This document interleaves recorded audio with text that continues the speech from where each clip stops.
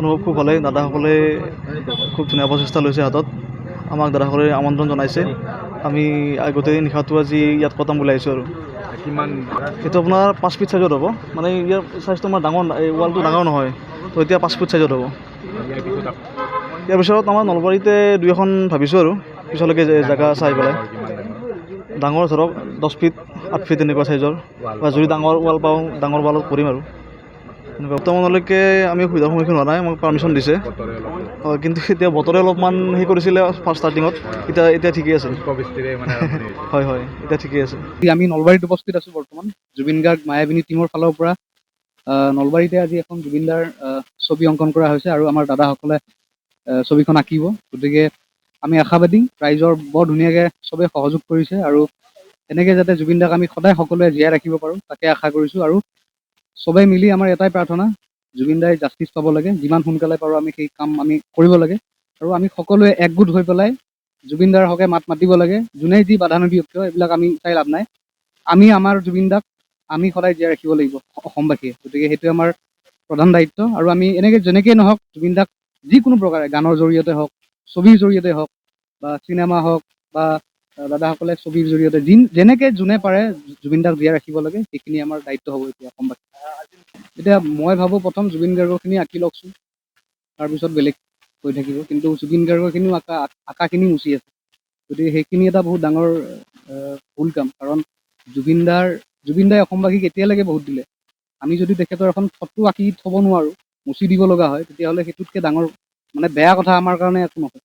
গতিকে এখন ছবি, সেইখন এখন ছবিয়ে নহয়, মানে আমাৰ সকলোৰে মৰম আৰু আমাৰ সকলোৰে মৰমৰ জুবিন দা তাতে সোমাই আছে। গতিকে সেইখন ছবি মুচি পেলোৱাটো একদম উচিত কথা নহয়। ভাল হৈছে বেয়া হৈছে সেইটো ডাঙৰ কথা নহয়, কিন্তু জুবিন দাক আমি আদৰ্শ হিচাপে লৈ বা জুবিন দাক ভাবিয়ে সেইখন ছবি আঁকা হৈছিলে।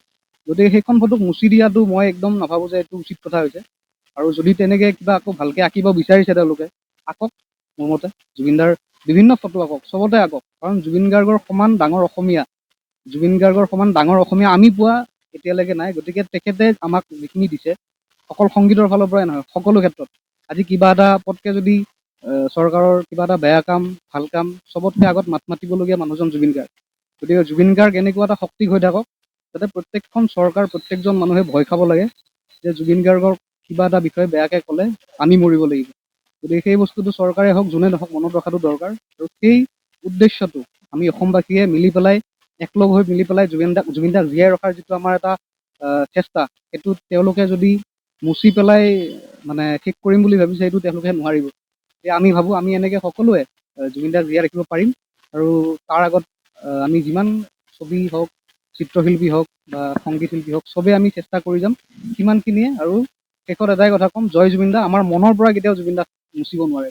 আমি এটা কথা কয় ইয়াতে, যিহেতু আমি মানে কি জুবিন দাৰ নামত কাম কৰি আহিছোঁ ন, প্ৰত্যেক মাহে মাহে মানে এই দুখীয়া মানুহক হওক, মানে কি বিকলাংগ মানুহক, আমি বহুত মানুহক মানে কি আমাৰ ফালৰ পৰাই আৰ্থিক সহায় কৰি আহি আছোঁ।